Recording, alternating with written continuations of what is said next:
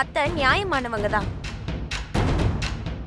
இல்லனா தப்பான வழியில மாமாவை ட்ரிங்க் பண்ண வச்சு அதுல ஒரு குழந்தை பிறந்து அதை வச்சு நீங்க இந்த வீட்டையும் மாமாவையும் ஆட்டி படைக்க முடியுமா? நியாய தர்மத்துக்கு கட்டுப்பட்டு மீனாட்சியோட எதிர்காலத்தை நினைச்சு பேச்சியத்தை உங்களை இங்க தங்க வச்சாங்க. பதிலுக்கு நீங்க என்ன அவங்கள மதிச்சீங்களா?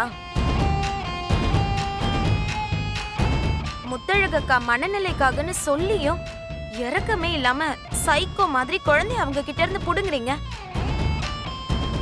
பேஷண்ட் கிட்ட இப்படி நடந்துக்கிற ஆள என் லைஃப்ல நான் பார்த்ததே இல்ல. முத்தழகக்கா இப்ப நார்மலா இல்ல. இப்ப கூட உங்க மனிதாபிமானம் வேலை செய்யாம திமிரும் கர்வமும் தான் தலை தூக்குது. நீங்க அத்தை பத்தி பேசாதீங்க அஞ்சலி.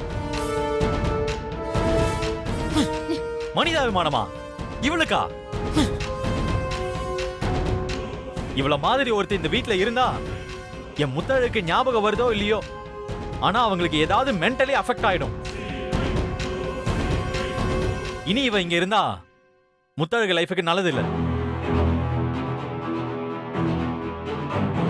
வெளில போ.